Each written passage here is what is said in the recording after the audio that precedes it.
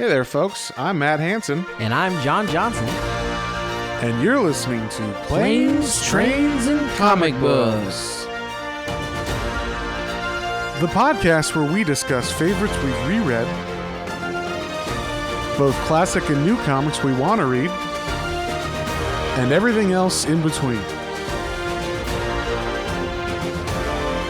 And here's the comic we picked this week. Hey everybody, before we get started, I just wanted to take some time to thank our patrons, Otaku Mike, Hoku, Christian, Kalia, Kevin, James, Michael, Beth, and Dylan. You guys are awesome. We really appreciate the support. And if any of you listening on the free version want to support our Patreon, you can go to patreon.com/planes, trains, and comic books. And of course, any and all support is very much appreciated. So thank you again to our patrons. And with that, let's get into this month's episode. Hey everybody, before we begin, just want to let you know there was a little audio issue with my recording on half of this episode for some reason, so I sound like I got a bit of a deep voice or something when I start out, but about halfway through it clears up, so I apologize for that audio, but I don't know what happened and I don't know how to fix it, so yeah, it's not too bad, but I do sound like Barry White, so I guess enjoy the sultry sounds of my voice. And now on to our scheduled programming of Batman White Knight. Hey there, everybody. Welcome back to another episode of Planes, Trains, and Comic Books. I got John here. We're recording over the internets today again. Say hi, John. Hey guys. Yeah, our schedule's just been wonky, and then we have the holidays on here, so. Yeah, family was over and stuff, so this one's a little later than we wanted, but, you know, with family and the holidays, it was kind of like, well, let's get it in at least at the end of the month. So, hope you guys enjoy it. Sorry it took so long to get out. Do you have a little bit of like a nasal congestion? No, I don't think so.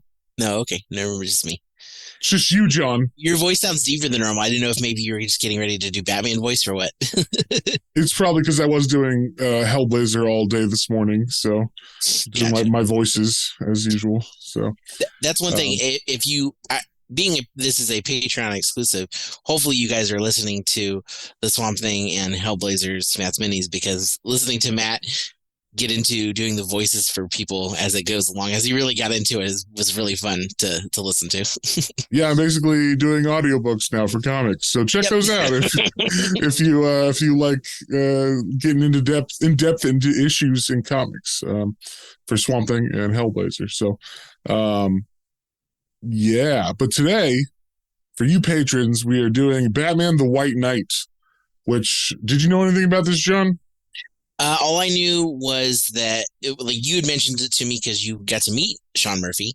Yes. And you mentioned that it was like him taking on kind of like all of his and, like, you know, in general, our favorite like Batmans from when we were younger, like Batman the Animated Series and like the 89 Batman, and kind of like mixing those worlds and creating his own within that. And I was like, okay, that sounds like a cool story. And after reading that, okay, yeah. It sounds like a cool story. That's what he did. Yeah. Yeah. So for the viewer, for the listeners, it is basically Sean Murphy is an artist who has been with DC for about almost 15 years now. Well, like 15 years. Yeah, that's about right. He was doing stuff when I worked at the comic book store, but I did not know who he was at the time because he was so new. He did like a Constantine story when I was at the comic book store, and also he worked with Grant Morrison on like some indie stuff for Image and Vertigo. So I think it was with Vertigo, not Image, but yeah. Just kind of like, at first he was just kind of like the guy you go to for like random books. And then he started doing more and more work, and eventually this was like his first big, somehow he got the keys to the Batmobile. I don't know exactly how that worked out, but he was like, what if I did my own thing? This is like in 2014 or 15 that this came out. He's like, what if I did my own Batman book? It's kind of like, it's basically an Elseworlds. And I think that's kind of what it was supposed to be originally, is like an Elseworlds book. And then because it was such a success, they're letting him kind of do his own Batman White Knight verse, where he just keeps continuing into different, you know, volumes. So he's on the third volume right now, which brings in Batman Beyond into it, which is cool. Nice. So, yeah. So, I have liked all of them, like, and all of them are different too. Like this one has a different feel than Curse of the White Knight, which has a different feel than Beyond the White Knight, which is what they're on now. So, Yeah, and the coolest thing about Sean is that he does fucking paper ink artwork, and like he's got the energy of like the 90s guys, but also there's like manga influence in there, and I just love the way his art looks. It's so fucking cool. And yeah, like and that's what you have to go into this book kind of realizing that it is like an Elseworlds series kind of, because if you go into it thinking it's going to be Batman, the one you know, you might be a little thrown. Like I gave this to my brother and didn't tell him anything about it, and he was like, I don't like it. So you know, he's kind of judgmental anyway, but like, you know, or like not judgmental, but harsh on stuff if he's not feeling it. So it definitely kind of came out of left field for him. He didn't quite buy the premise, which, you know, if you don't buy the premise, then you're not gonna like the book pretty much. so it works if you know it's kind of like an Elseworlds storyline. But yeah, so this is basically Sean Murphy. He didn't know anything about the Batman mythology. Like he never read the comics really. He read a little bit, not much. His main Batman mythology came from Batman the Animated Series and Batman the '89 movie.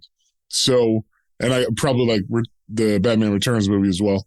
But that's where like his main Batman mythos comes from. And it's very apparent from the very beginning because we start off with Batman and he's chasing the Joker. Joker has done, you know, whatever, one too many bad things, you know, and Batman is fed up with it. And he tracks him down to like a chemical plant, or no, it's a pharmaceutical plant, where it's like after the Joker's done a bunch of shit that night. And Batman's super pissed off. The Bat family hasn't been able to catch him all night. And they get to this pharmaceutical plant, and Batman starts beating the shit out of Joker in front of the cops, in front of everybody, and he's beating him really badly. I mean, what was your take on this fight scene? This felt very much like Dark Knight Returns influence a bit, like very much like I have had enough with you, Joker. Yes, yeah. So, and it was nice, and it you know, and Joker's like talking the entire time, of course, you know, talking his ear off, and he's like, just shut up and stop being a bad guy. Yeah. So with that, you know, they're in a pharmaceutical place, and it seemed like Joker was here for a reason. He actually had like some pills with him that were supposed to do something. We didn't know what exactly. And Batman, out of frustration, just takes those pills after he beats Joker unconscious and shoves them all in his mouth. And basically, he doesn't know it, but these are supposed to like cure him. And he ends up curing the Joker by giving him like an OD on these pills.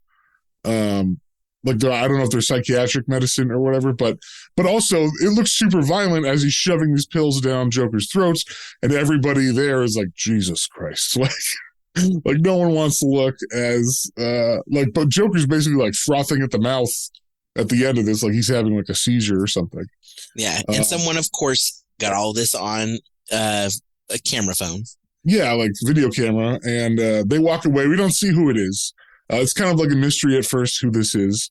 But that's like the premise. People are like, has Batman gone too far? You know, Joker's in the hospital. He's in critical condition. But it turns out that he did, in fact, cure the Joker. And the Joker is different in this one. His name is Jack Napier, which is from the Batman '89 movie. That is not like canon in, you know, DCU, but like in the comics, but in the '89 movie, they just gave him that name, and Sean was like, yeah, that's his name, right? And then and they're like, oh no, that's not at all, like that's not his name, but since it's like an Elseworld book, you can do whatever you want. So his name is Jack Napier in this, and then you see like Joker's cell before he, you know, got out of Arkham or whatever, and it's like he's basically Batman's like #1 fan, but like obsessive fan, you know, like he's got all the memorabilia. He's like the guy that tried to kill Reagan for Jodie Foster, you know, like yeah. Like he's definitely in that realm of fan. And so yeah, like that's kind of what we're dealing with. Is Batman is on his last, he's on the edge, you know, and this Joker pill thing was like what brings him back into like, okay, I've crossed the line. I need to pull back a little bit. But he's also pissed off at Joker, because it's the Joker. He's got off all these times. He keeps coming back, keeps escaping from Arkham. Nothing seems to work, except now he has been cured. His mental state has gone back into just Jack Napier and not the Joker. And everybody is like saying that Joker's cured now and he's fine. And Joker, now that he's Jack Napier, is thinking clearly. He's been working on his case now that he's been arrested and gets out of the hospital. So he's like trying to get out of jail on the basis of like temporary insanity or like not mentally right. And he's also getting people like a psychiatrist and stuff telling that like, oh, he's fine now. He wasn't good then, but now he's good now. And they mean it. Like, and so does he. Like, it seems like he's on the up and up. Yeah, they're like CAT scans are all good. He's testing well on everything else. Like, they're all good. And everybody's like, huh, that's really interesting. Like, they're kind of like starting to be like, well, that's weird. And Batman's the only one that's like, nah, this isn't right. It's the Joker. Batman's never going to be good with it. What are you talking about? Yes, exactly. And like, don't you remember all the shit he's done for the last 60 years or whatever? But they do, like the cops do, but it's like, it's the law. If the judge is saying you got to let him go, then you got to let him go. And then same with the Joker, he knows this. And it's actually at first kind of like, it is a ploy to get back at Batman. Like it is like him being like, fuck you to Batman. And also the name of this book is called Batman White Knight, not because Batman is the White Knight of Gotham. It's because Joker calls himself the White Knight for Gotham because he's saying the argument that Batman is out of control. He's the reason why the police have gotten lazy or complacent and also corrupt because they're allowing this vigilante to go around killing people, or not killing people, but beating people up, putting them in jail and whatnot. And they're not even doing their jobs. They're turning a blind eye to this kind of stuff. Even when he does abuse his powers, like when he beats the shit out of the Joker, that's technically if a policeman did that, it would be police brutality. But because Batman isn't part of the government technically, Batman can drive around, cause damage to the city, accidentally hurt people, or actually, hurt these super villains, quote unquote. But right. It's all, Batman's actually the real villain here in all of this. Right. And one thing they make sure to say is that the government is corrupt because they are protecting Batman, not only with turning a blind eye, but turns out when Joker was doing all his research and everything on the city, he found out that there's a Batman slush fund, basically. So, like, whenever Batman goes through the city on his Batmobile, destroying shit as he's trying to get people, jumping from rooftop to rooftop with his Batmobile, and it's crashing down through, like, tenements and shit, there's a fund that pays for this, and it's like $10 billion or something every year. And that means that the government is in on it like big time. They're allowing this to happen because there's a fund for it. And that fund could be used for actual helping people, not cleaning up Batman's mess. So like that is the premise for Joker's getting back. I like that because he sees it and it's the city's natural disaster fund, quote unquote. But they're like, actually, it's just the Batman devastation fund. Yes, exactly. That's what he calls it. It's pretty great. Yeah, so that's where Jack Napier kind of gets ahead of everybody, or gets ahead of Batman, and really turns the city against Batman. Once they find out that the city is kind of protecting Batman and allowing him to do all these things, even things like destroy people's homes. Like, it's one thing to say, it's like, hey, no harm, no foul, I just destroyed your home, but don't worry, in 6 months, the disaster relief will come and patch up your roof. It's like, yeah, but I got to live in my house for 6 months with like no roof. So that's not fair. Like, stuff like that is going on. And so Jack Napier has made the city on his side, basically, from this big speech that he gives about Batman. So Jack goes back home and he finds Harley Quinn back at his old lair. And it turns out, as he's there, he's like, this girl's acting like a normal Harley that we know, but it turns out that this Harley is not the real Harley, because the real Harley comes in and starts beating the shit out of the main girl, this Harley imposter, I guess you'd call her. And because the Harley imposter was trying to say, like, you don't need these pills.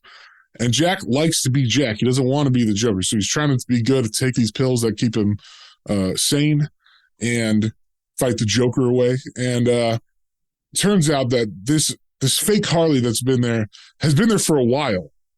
And the real Harley left Joker a while back. They don't say how many years, right? But it was a couple of years at least that the real Harley had left him.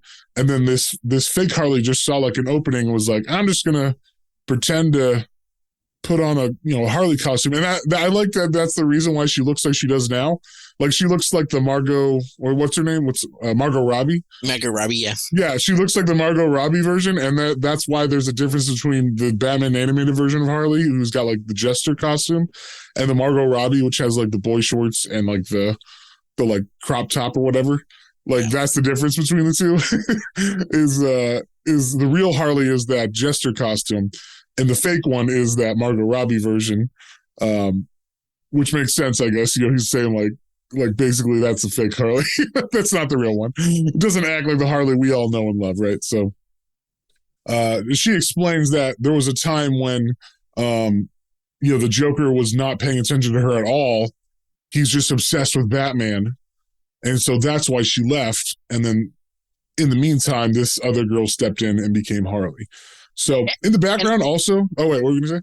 I was just gonna say, and I like that she basically, like, I like that she was messed up too. Like she was like a bank teller, and the Joker was robbing one day, and Joker's like, you're gonna help me or you're gonna die. And she's like, well, I've actually already been trying to commit suicide, so why don't I help you? Because and he just starts calling her Harley. Like that's why she falls into it, is because he's like, hey, Harley, grab this thing, and she's like, okay, and then like she just falls into being Harley, the new Harley. Yeah. And so also I will say in the background there is a thing with Mr. Freeze going on where Mr. Freeze is like a good guy kind of now. He's working with Wayne, and he's working with Wayne because Alfred is sick. He's got McGregor's disease, which I thought was fun, which is from the Schumacher films. Yeah. I was waiting for this because I was hoping you would touch on it. I was like, do they have McGregor's disease in the comics? Because I just remember from the Bat card. No, they do not. Everywhere. This is straight from the Schumacher films, where I think it's the fourth one, right? The Batman and Robin. Yeah. Alfred and Alfred gets sick too. Like that's wild. Okay, that's really funny. I did not realize. So I like that. I thought that was cool because I don't know about you, I was a kid when Batman and Robin came out. I was 10, and I fucking love that shit. I know it's a terrible movie, but I love it because it had Bane, it had Mr. Freeze. Those are like two of my favorite bad guys from the animated show. So Hell yeah. I mean, I watch it now and cringe, but it still has a special place in my heart. So. But yeah, in the background, Mr. Freeze is helping out Wayne keep Alfred alive with his freeze technology because Alfred is dying of McGregor's disease.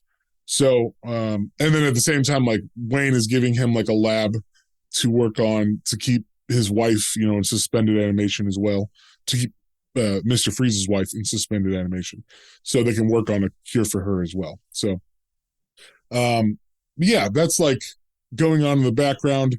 Then we see like I said, Harley tells him why she left him in the first place. And the main reason, like, or I guess the main night that really made her say like, I'm going to leave is when he was going to kill Jason Todd. So one of the things in this movie or in this continuity is Jason Todd was the first Robin, and Joker kills him. Wink, wink, nudge, nudge. Doesn't really, but like I'm spoiling that for you, John, because in this continuity he doesn't die because he's in Curse of the White Knight a little bit. And he says that at the end. Oh, that's right. Yeah, he does say that. Yeah, I was curious about that too. Basically, here in the middle, they're like, does he kill him or not? And Harley's like, I tries to stop him, and he's like, he doesn't want to hear it. So because he's more concerned about drawing Batman out. So Harley leaves him, but then there's a little point later where we learn that no, he was let go. We won't say why he was let go yet. Yes, and if you don't know, in the 80s, Jason Todd in normal DC continuity was the second Robin who Joker did beat to death with a crowbar. And that's like one of Batman's biggest failures. But in White Knight, he is the first Robin, and he doesn't get killed, but he does get broken. Like his the Joker doesn't basically the Joker breaks his spirit and gets him to tell who Batman is. So Joker knows who Batman is after that. So even in the later stuff in this book, like even the stuff at the beginning of this book, Joker knew that because this is like a flashback to what happened with Jason Todd, and that was years ago. So all these years, Joker has known that Bruce Wayne is Batman. So that's probably why he knew to look for certain things, when he's looking for that slush fund and stuff later on. And they make point in saying that Batman doesn't kill the Joker. When he finds the bloody chair that Jason Todd was tied up in, Harley's able to stop him from killing the Joker. But Batman has never recovered, and he doesn't know that Jason Todd is not dead. So like that's the thing. He still thinks Jason Todd died because Jason Todd never came back to him after that night. Like even though the chair was empty, he just figured Joker buried him somewhere or something, So Batman still has the emotional, like, oh, I failed one of these kids kind of thing. But one thing I like about this is the sincerity between Jack Napier and Harley, like the real Harley, because so often, you only see like the Harley and Joker together, and they're such like a shitty relationship, right? So like, Joker's like domestic violence and all that shit. So it's nice that to see like there is actually love there when the Joker's not being corrupted or when the Joker's not corrupting Jack. There is like a love there, and the Joker's the issue, like not Jack Napier kind of thing.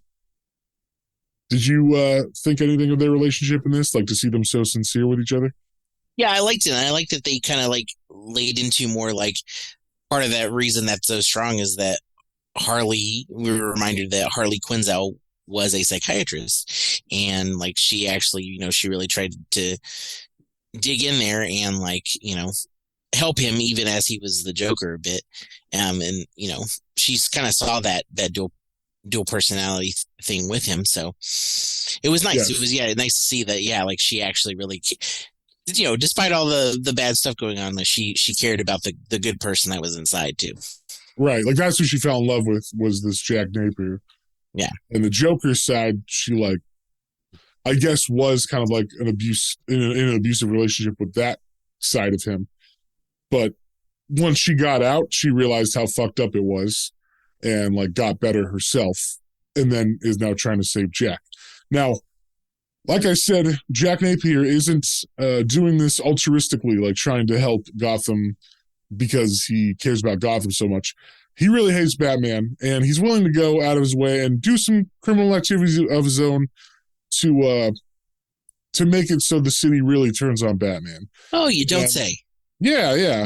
So this is one of the coolest things ever. So I love this. I don't know about you, what you thought of this. So Jack Napier calls, a meeting of all the bad guys, the rogues gallery of Batman. So you got Killer Croc, you got Bane, you got Two-Face, Poison Ivy. You even got guys like, what was it, the ventriloquist, some of the deeper cuts, yeah, which I fucking loved. And like he gets them all together. And he tells them, like, I got a plan. All we got to do is band together. And they don't band together. But one of the guys that's on his side that he's already talked to is the Mad Hatter. And suspiciously in this group, Clayface is not there. And it turns out that Jack has taken Clayface and put him under control of the Mad Hatter's card devices. So if you don't know, the Mad Hatter is a bad guy who uses these cards that can control your mind if he puts it like on your person. Specifically on your head is usually what it is. But I think you can do it anywhere on the person. And so he used this on Clayface, and because Clayface can control any part of his body, they took pieces of clay from Clayface and put it in the drinks that they gave everybody at this meeting. So by the end of this meeting, they control everybody in the room. So all the bad guys are now under their control, and they use them to go out and just start, terrorizing and whatnot. Just to get Batman out to show, he's trying to show like how Batman, it doesn't care about the infrastructure of the towns. He specifically has them attack the poorest part of Gotham. Do you remember what the name of this town is? Like this little... it's called Backport. Yeah, Backport. So it's kind of like the rundown area of town. There's like the more financially neglected district. It's also where like a lot of minorities live and stuff too. And okay. I was just gonna say also in this area, this is the area that we're definitely seeing more people kind of like rally and like kind of like be like, yeah, like, maybe this guy isn't the Joker anymore. This Jack guy is kind of right. Like that's true. Like our stuff gets destroyed and like Batman just kind of keeps going, going after the bad guys, but nobody cares about fixing our stuff afterwards. So right. Yeah, and also Jack has started to build a library here for the underprivileged people, right? But he did it on purpose. He specifically is having these guys run through this area so that they can destroy the library and make it look like Batman ran them into this area, and then the library gets destroyed, and then it's Batman's fault. And I will say they definitely made Batman be like, who gives a fuck about this library? Like, these bad guys are around. That's what's important. This library just fell down. Whatever. It's Jack's library. And so, yeah, when it falls down, it looks really bad for Batman and looks really good for Jack. Yeah, like that was like, that's kind of the kicker where everybody is really turned against Batman in this area. And also, at the same time, Batman got like crushed by a bunch of beams and stuff in the library, right? Yeah, as he drove all in the area, then Batman's like gets like trapped underneath the building as it falls. Okay, yeah. So, because of that, he gets brought back to, I guess where the lab is, where Mr. Freeze or Mr. Freeze has his wife, and also Alfred is.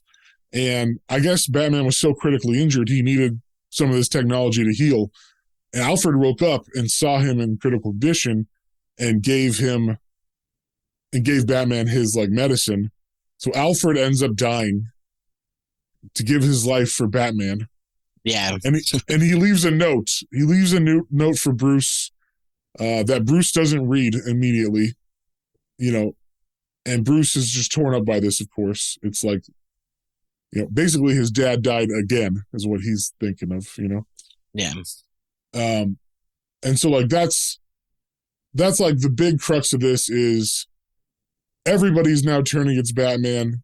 And everybody's working with Jack Napier. Jack Napier looks like a good guy now. Even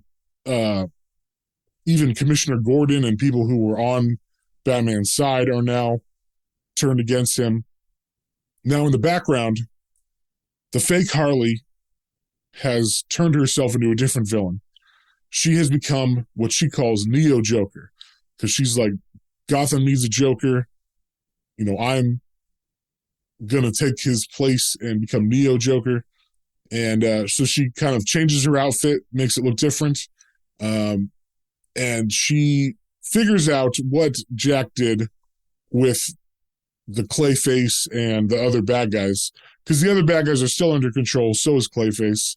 And so she takes over Clayface by control. Basically, she teams up with Mad Hatter, gets him, because I guess like Jack just kind of like, okay, now we're done with them, and Mad Hatter was still like in the background with his head control on. But then this Neo Joker finds him and uses the mind control, and they're left with, this is one really cool scene I liked. They find the Clayface is standing there. He's all gigantic, right? Like he looks like the animated show Clayface, and but his like skin has dried out, so they like touch it, and he just turns to like dust. But then all that's left is like his brain, and like his eyeballs and his brainstem and his tongue, and it's like the card is just sticking between his two lobes. I was like, that's a great drawing. Yeah, that's pretty. I like that. It was ingenious. Yeah. So now, it's almost like the other bad guys were just sitting in a room in this industrial complex or whatever, next to where Mad Hatter was hiding with Clayface, because they open a door and there's just all the bad guys are just there, standing tall, but like they're just dolls or something. You know, they're standing in a row. So yeah, that's like the big twist is that, oh shit, like a real villain now has control over these real bad guys. In the meantime, Jack Napier starts running for city council because, you know, now that he's taken Batman down and he's got his profile bigger, he's specifically touring in Backport to try to get the support of the minorities and the poorer areas, trying to say like, I'll be for you, you know. He also gets, there's a guy named Duke that is kind of like a figurehead in the community. And I don't know if you knew this. I don't know if you picked up on this, but he was actually like a Robin. Did you know that? No, I did not know that. Okay. So I didn't know that either when I read this. And I was like, oh, who's this guy? Because he's real familiar with Batman and like the Bat family. So this is actually a guy named, I think his name's Duke Thomas. And he is, he was introduced in like the mid 2010s, as a kid named the Signal. And he was kind of like a Robin, but not really. Like he wasn't officially a Robin, but like he's got this yellow suit that's very Batman reminiscent. And this is supposed to be him like grown up. So I didn't know who that was because I never read those Batman comics when I was a kid or when I was younger. But yeah, that's who he's supposed to be. So he's kind of like a Luke Cage, you know, in the community. Like people respect him. He's got respect of like gang people and common folk, you know, just trying to live their lives in these areas. So, but he's on Jack's side because Jack has shown like, oh, I'm trying to help you out, and you know, I understand like you don't need like a white guy coming in here to like be your white knight, but I'm willing to help you out, and I want to help the people of this town out. So, and like we said, Batman does not buy any of this shit from Jack. So in the middle of like a rally where he's doing like a political rally, Batman comes in and starts beating the shit out of like Jack, trying to get him. And everybody starts rioting because they're like, oh, fuck Batman. He's trying to beat up Jack. He actually hits Duke Thomas. And yeah, it doesn't look very good for Batman. And I think even like Jack is arrested, right? Yeah, I don't remember what he gets arrested. Yeah, he's arrested because he's saying he was causing. They're trying to say that, you know, he was planning something bad and that he was causing this riot. But he's like, no. Okay, well, everybody, don't worry, stop rioting. I'm gonna go peacefully, and like we're gonna show them that like this is all Batman's fault. He is the problem here. So yeah, he goes in the squad car and he's like, oh, by the way, we need to talk to I need to talk to you, Mr. Mayor and Mr. Commissioner. Because this is where he comes up with like his proposal for like how to resolve their situation. So yeah, one thing that happens after Jack gets arrested is he proposes like his plan, I guess, that he's been thinking about. Now that Batman is kind of been looking down on, he's got to get like I said, Commissioner Gordon's kind of been slowly moving over to Jack's side of this. So much so that now that Jack has been arrested, he says, why are you even like dealing with Batman anymore? You have all this money that could be used for funding for you instead of fixing Batman's, you know, messing up the city. And then also you could be having the best equipment, more vehicles, more officers, better trained officers. And he suggests that they start something called the Gotham Terror Oppression Unit. So the GTO, that's what he calls it. And it's basically like a super squad of officers. Yeah, and I kind of like, you know, Gordon's like looking at this, and like a lot of the other cops are like, this is actually kind of a good idea. And I like they pull it. We hadn't said specifically, but Bullock, who I don't know if it was in the original stuff or if he was just from the animated shows. Well, that's the only thing I remember him. He's in the comics. Yeah. Okay. Well, but they do make him like a, definitely prominent in this as well. And he's like, yeah, he's Jeff's kind of got a point there. That's a good idea. We basically will have our own little Batmobiles and be like super cops. And Gordon's like, I mean, I guess it's a good idea, but I still don't know if how I feel about this guy. I'm not 100%. But you can tell he's not fully on board. Yeah.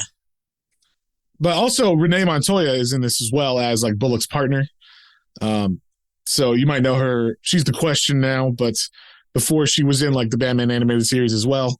And she's also in the comics after the Batman animated series because she wasn't an original Batman animated series character, but they created her like, I think, to be in the show in the comics. And then like a month after she came out in the comics, she came out on the show. So, yeah.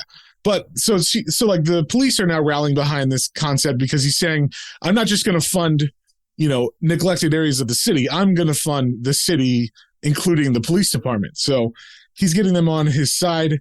Everything's going good. Him and Harley are going well. We get some pretty saucy scenes between him and Harley after this because, like, their relationship's back on track. And there's a suggestive panel while they're out to dinner where it looks like something might be going on in the bar. You can't see his hands, but it definitely seems like he's reaching under her dress or something like that. And also we get like a full like lovemaking scene in this too, or like an after lovemaking scene, I guess you'd say. And originally, I don't know if you knew this, but there was actually nudity in this book, but DC was like, no, you cannot have Harley Quinn boobs in this. No Harley Quinn boobs and no Batman sex. Got it. Yes, of course. So yeah, but they're like together now, and they actually like she proposes to him, and right when that happens, Neo Joker starts attacking with all the villains because it seemed like they forgot that the villains were there. Like once they did their one plan of like, oh, we'll destroy the library and blame it on Batman, they just put him in cold storage and just left him there. And never checked on him ever again. Well, I guess he figured that that he did that. The other Harley, this Neo Joker now, wasn't going to go to the lengths that she's about to go to. So right, yes. So they didn't know that she was even around. They didn't know that she became new completely behind their back. So, what do you think of the name Neo Joker? I don't know. I like it. It didn't strike me as like bad. It was definitely like, okay, like it's, she's the new Joker because the Joker's not the Joker anymore. So, right. I could see that, but, I don't know. I don't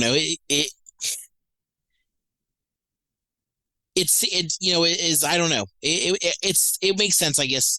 I don't know if he could have made something a little more stronger or a little more, maybe make her a little more Joker-esque, but right. Well, I mean, he wanted her to be her own character, but he even says like he wish he could have come up with a better name, but he couldn't. Like he like racked his brain, something that would fit, but it just the best he could come up with is Neo Joker, and he's like, whatever, we'll just go with that. So, and it's hard to come up with new character names, especially when they're supposed to be reminiscent of another character, and you don't want to like just copy that, but. Yeah, how do you make it sound cool? With the rogues gallery of Batman, like how do you create another unique Batman villain? Yes. So yeah. So anyway, I just wonder what you thought because it is kind of it's a new character and it's kind of out of the blue, and it also like is a switch and bait and switch because it's like she was Harley, but she wasn't Harley. Like that's not the Harley we know and love. It's some other girl. So I was just wondering what you thought of her, but. Anyway, like we said, she's taken on or taken control of all the rogues gallery that have drank Clayface's body, so they're under control of Clayface, who's under control of the Mad Hatter and Neo Joker, and so they start tearing shit up, and they begin to attack the police station. Batman shows up, and like Bane is tearing off the bat signal and like fucking throws it at Commissioner Gordon and Batman, and Commissioner Gordon almost dies. And then the whole department gets screwed up, so much that Commissioner goes off on Batman. It's like, this is your fucking fault. If you hadn't done any of this stuff, if you weren't Batman, if we hadn't turned a blind eye to it, then like none of this would have happened, and we would have probably had a better hold on the crime in Gotham if you weren't around. And and I like this part because Batman always leaves Commissioner Gordon, when they're talking, he'll just leave in the middle of the talk, and he's like, "Oh, thanks for saying goodbye," or whatever. But this time, Commissioner Gordon turns around and says, "You know what? I'll save you the trouble," and he like walks away on his own. So I thought that was great. So then Joker's trying to figure out what's going on, and I guess he's got another one of the mind control devices. So he's like, "Oh, let me put this on," and what the hell? And as he does, a Neo Joker comes into their new apartment, and she comes in with all the bad guys, and they begin to attack the Joker. And that's because they want. Her whole point of all this is to pull the Joker back out of him. Like, she thinks Jack is the shitty one. Like she's like, no, she's in love with the psychotic Joker, unlike the actual Harley, who is in love with Jack. So it's like kind of like a yin and yang situation there. But she tells them, like, if you don't change back, like, I'm gonna ruin Gotham even further. So it turns out that they're in the middle of the harbor. There is a giant freeze gun. I don't remember why. I think Mr. Freeze's dad built it or something like that, right? Isn't that what happened? Yeah, so I guess he was a Nazi, but then he was working against the Nazis, so he became a prisoner of the Nazis. No. What happened was he was a Nazi, and then with Operation Paperclip, which is something that actually happened in America, where we brought Nazis back that were good at science, and we naturalized them to work for us. So that's what happened with the dad. Okay. I thought it tried to make it a little better. It made it to me. It's made it sound like he did something to become a prisoner of the Nazis, and then they freed him. We're like, okay, you won't be considered a Nazi anymore if you do this for us. No. It was. I mean, that's what it was we're going to naturalize you because we want to use your sciences. That's what it was. I guess I just misunderstood the prisoner part aspect. I thought they meant he became a prisoner of. I mean, he was a prisoner. No, he wasn't a prisoner of the Nazis. He was a prisoner of the Americans. Like, when the war ended, they rounded up a bunch of the people who were smart and were like, "You're going to come on our side, and you're going to make airplanes, bombs, rockets." I mean, that's how we got Werner von Braun to make, rockets for the Saturn V rockets and all that shit. So, yeah, a lot of that actually happened in American history. So he's just tying that in where, okay, so Mr. Freeze's dad was a Nazi, and he was brought over, and he wasn't necessarily a good guy. He was actually a Nazi that was a Nazi. And then I can't remember exactly. It was he wasn't, it wasn't because I think there's a Mr. Freeze one shot in the middle of this run where they explain Mr. Freeze was a kid, right? And he had some Jewish friends, and there was a Jewish partner with Mr. Freeze's dad. And I think his name's Otto. And Otto had a science lab with this Jewish guy, and he ended up having to turn him in and stuff. Or something like that. So it was he was a reluctant Nazi, but he was still a Nazi, and he had to go along with a bunch of stuff. So it's kind of what do you do in that situation? I guess you just give yourself up to, you say no and fuck you or whatever. But he did not do that. So, yeah, that's what's going on with Neo Joker has found out that part of one of the things he built, I think it was probably a defense cannon for the city, because Gotham's supposed to be New York or something, right? So it's well, if the Nazis ever attack, we'll have this ice cannon that we can use for anti-aircraft or something. So there's just this cannon. It's kind of like if the Statue of Liberty was an ice cannon, it could turn into an ice cannon or some shit. So yeah, there's just this island in the middle of the bay that ends up being some big anti-aircraft thing, and she ends up turning it on the city in order to get the Joker to give himself, or to get Jack to be the Joker or else kind of thing. She holds the city hostage, basically. So she does this. I can't remember how she finds the plans, but she finds the plans of the city, and there's like these tunnels that go from underneath the city, under the bay, and into this gun. And Batman figures out, like, okay, we need to find this out, right? We need to find how to get into this island without being seen, because we're going to attack them. Turns out, like I said, there's a bunch of tunnels, and he figures out where they are. So he teams up with the police now that the city has been. She actually uses the gun on the city, like she freezes a big section of it, as part of the ransom or whatever. Which she's like, give me the Joker or else. And so this is one of the best parts of this whole thing. I don't know what you thought about this, John, but Batman joins, like, the GTO is now a thing. Like, I don't know, maybe like some months have passed or something, because the GTO has like vests and shit now. And they basically have taken a bunch of vehicles. They've actually recruited Nightwing to help them, soup up all these vehicles with Batman technology.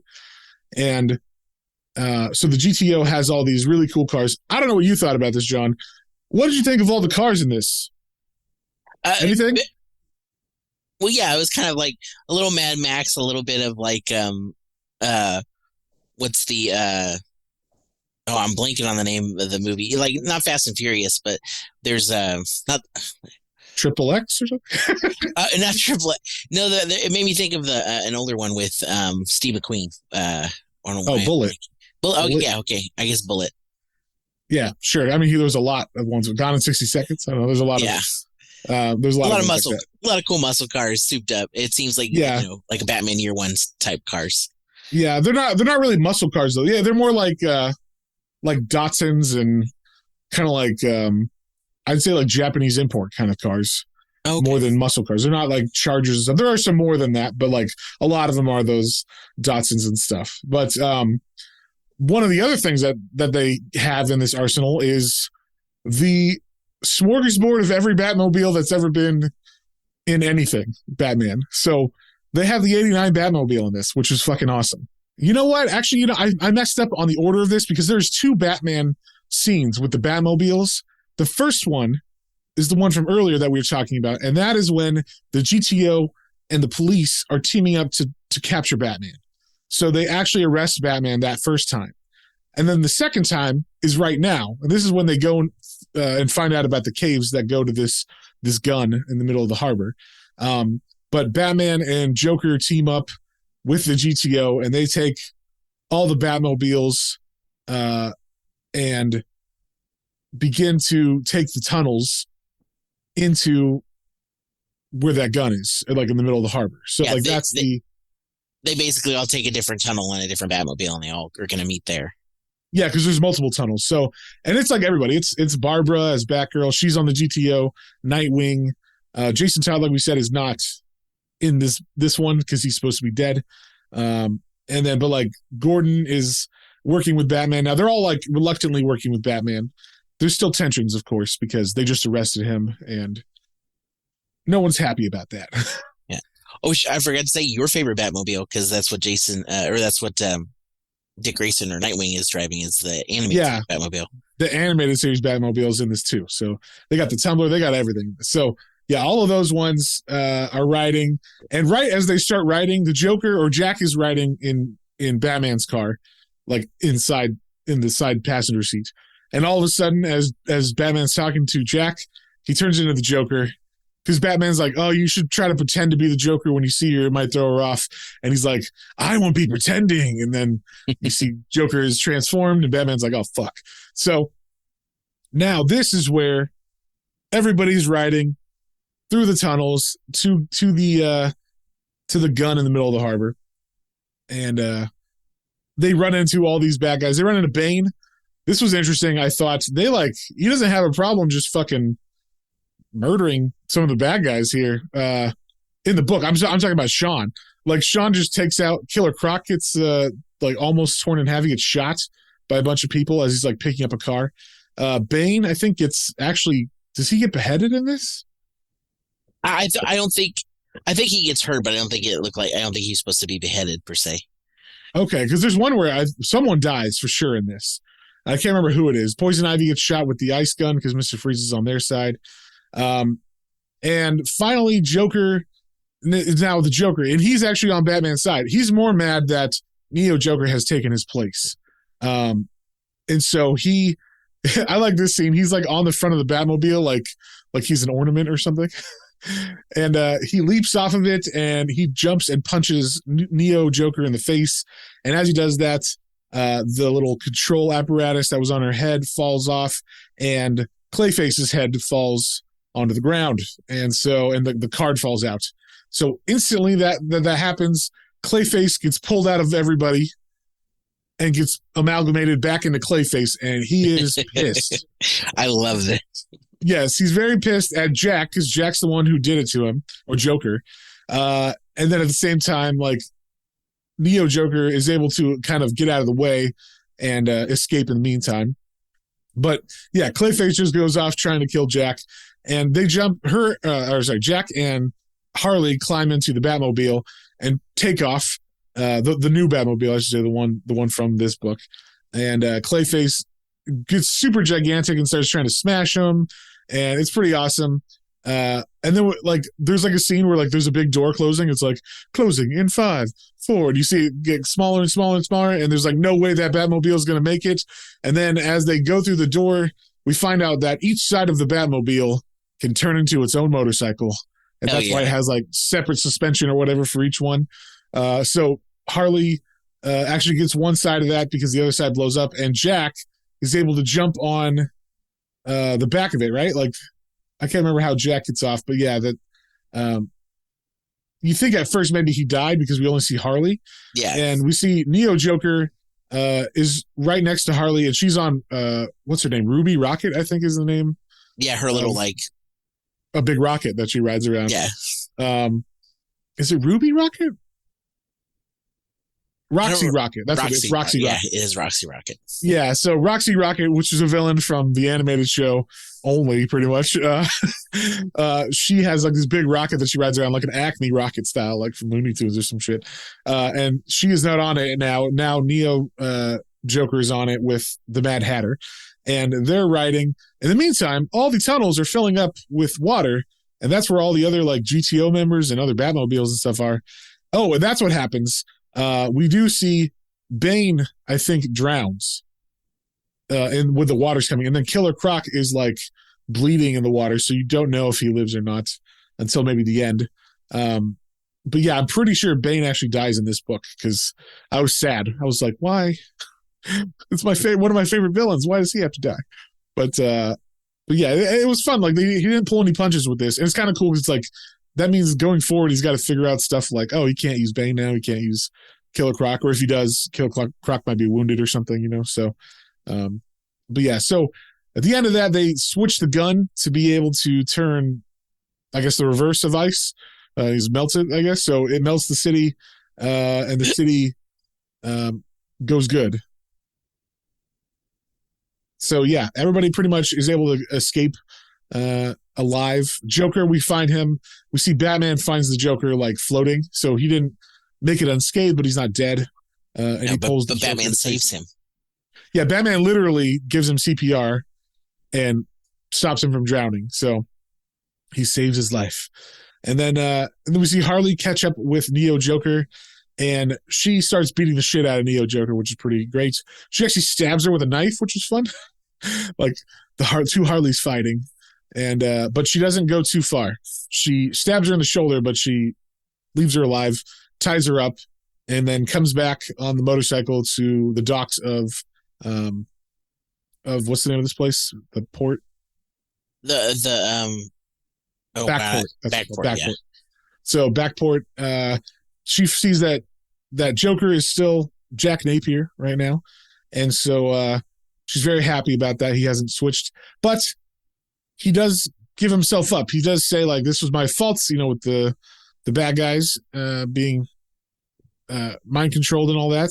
And the fact that Neo Joker was able to use it. And then also, you know, I did some bad stuff. So he gives himself up. He gets arrested.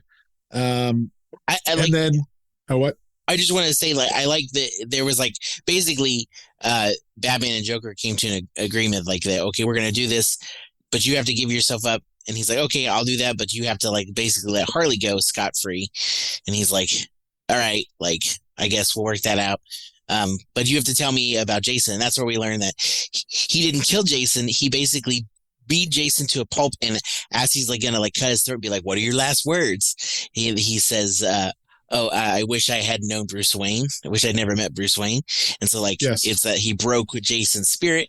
And the whole reason he even like went after Jason is because he was jealous of him because of how close he was and that he knew who Batman was. Yeah. So then another stipulation of the giving up was that Harley and Jack get to be married. And right as Harley is saying, I do, and Jack's about to say, I do, all of a sudden Jack starts coughing. And he falls to the floor, and then he looks up, and he's all white. He turns into the Joker, and he says, I do, and he starts laughing all crazy. And, that's like the big ending with them. And then we get one last like little section that's super heartwarming where Batman meets up with the rest of the Bat team that are now on the GTO. They are no longer on the Bat team, so it's Nightwing and Barbara. And he reads them the note that Alfred wrote him before he died. So that's super touching and all that stuff. And then we see Harley meet up with Batman sometime later, and she's fine. She says like, I'll always love Jack, but right now he's Joker. He's getting help. We're going to figure him out. And that's pretty much it, right? Like, I don't think I'm missing anything else. The GTO continues. And, doesn't Batman give up the money or something? So we learned that there are a couple other little details. One of them is that the slush fund, quote unquote, it's not taxpayer funded. It's all paid for 100% by Bruce Wayne companies. And we also learned that this was actually all a ploy. The original like mastermind of this actually was Harley Quinzel. Because they're for pharmaceutical. She was the one who recorded the video at the pharmacy company, and she set up that whole pharmaceutical thing where there's this drug, and she knew like Batman was going to shove it in his face and all that stuff. Yeah, and she thought it would work to help cure him. So yeah, she was actually the whole like the big crux of this like going down was her trying to get Jack back, who she fell in love with. So that was kind of a fun thing, and of course, just as a point of all this. There was detective work in all this because Batman, of course, knew everything and was like, he's the one who's telling us these things as it goes along. He's like, well, yeah, like I figured out blah, blah, blah. And like, while I was in prison, I realized like blah, blah, blah, blah, blah. And it's, I just think that's funny. Like, even I went to prison to get some time to think about everything, That's what put the puzzle together. Yeah. So yeah, you're right. Harley was the one who ended up being like the mastermind behind everything. Did you see that coming at all? No, actually, pardon my phone, if you heard that. I actually didn't see that come at all. I did, I didn't remember that there was like a shadowy figure at the beginning that took the video. Right. So I didn't really place that, that I was going to come back. And I mean, like, it wasn't like a, oh my God reveal, but it was like oh, okay, that's interesting. Like that she was the one who kind of set those chain events in motion. So that was cool. And again, like you were saying, it was nice because it all tied back to like, she was tired because she was still in love with Jack, and she wanted him back. So that was kind of cool. Yeah. And then the big ending of this book is Batman goes to talk to Gordon to kind of like confess, like to say like, you know what? I think I was off the rails before, and I think Joker had some good points. So, I think I'm still going to be Batman, but I think, I need to help out the police a little bit more, work with the police. And also, I'm going to reveal something to you. And he pulls off his mask and shows that he is Bruce Wayne to Gordon. So building some trust between the two. And by the end of this, Gordon was already like, we need a Batman. I think we've proven that. Yeah. So like he was already on his side, but Batman's like, look, there needs to be a foundation of trust. So here's some trust on my part. So he takes off his mask. Exactly. So he takes his mask off and we reveal he's Bruce Wayne. So that is the end of this book. Ends with the big reveal that Bruce Wayne is letting at least Gordon know his secret identity. So with that, John, what did you think about it? What would you give it? I liked it overall. I thought it was really fun. There wasn't really a point where I was like bogged down with the story or really confused. It flowed really well. There wasn't really any like downtime either. I'm glad actually that you told me about it. And it's nice for the context, but I'm glad that Mr. Freeze one shot wasn't in the middle, at least for my first reading of this, because I think that would have made it a little slower. Oh yeah, for sure. Like it's nice to know, and I might go read it now because I definitely I want to read all of this. But yeah, you can pick it up pretty easy for like in back issues. It's easy to find. So, but I enjoyed this a lot. Yeah, it was really cool. I like the kind of the blending of everything in there, and even with I have more Batman lore now from doing the podcast with you and whatnot. It's still like nothing threw me off as far as like the things that were changed or maybe not known quite fully when this, as he wrote this one, but I really enjoyed it. I thought it was a fun, like you said, kind of elsewhere story, fun Batman story. A lot of like memberberry, like cool little things to keep, to get all, every kind of Batman fan into it. Yeah. And there really wasn't much that I think, like I said, that would have taken me out of it. I didn't like there. There wasn't really too much. I really like his, I'll say this. I didn't love the bat symbol as much on this. I like his cape. I thought it was cool that he has a whole collar. Yeah, a whole collar cape that kind of like hides the sides of his face. I like that. I thought that was really fun. And the rest of the suit was cool. I don't know, the bat symbol, like it seemed like, it goes all the way across the chest. I like that it's big and bulky because I prefer the bigger bulky ones like Frank Miller's Batman and whatnot.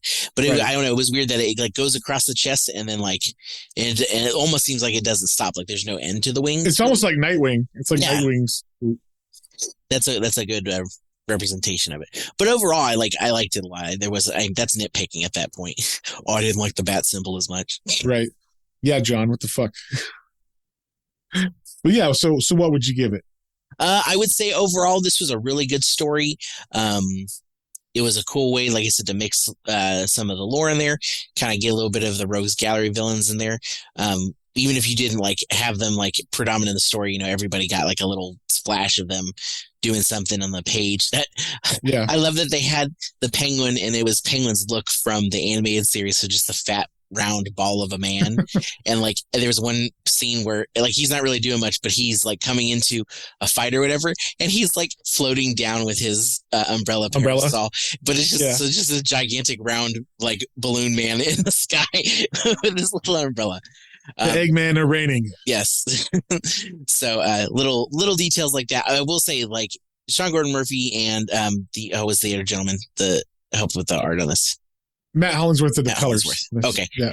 They were really cool about adding those little details because there's a lot of little things I caught in panels, like you said, from animated series references to movie references. So there's a lot of fun little things, little Easter eggs, we'll call them in there for sure. So I'm going to give it an 8. It was really solid. Nice. This for me is also an 8. I think I actually I think the second one a little bit more, but this was a really strong introduction into this universe, I guess. Because since it continues, but and especially when this came out, there wasn't anything like this around at the time. I think DC was kind of being bogged down in the middle of the New 52 and Rebirth, and there was just this was kind of a refreshing palate cleanser of here's a badass Batman book. You don't have to know anything really. Just watch the animated series when you were a kid. That's about all you needed. So I'm gonna give it an 8. You're gonna give it an 8. We will, of course, let you guys know what we're going to do for this next patron exclusive podcast for January. But I think that's it, unless you had anything else, John. I was going to say we should have that pull up here. You should probably see that either by the time this one is posted or within a couple days. We'll have the pull for next month for what you're voting on for the main podcast. Remember, it's all new characters for the new year, new characters we've never done on the podcast. So keep an eye out for that. Yes, and with that, we'll see you guys on the next one. On the next one. Bye.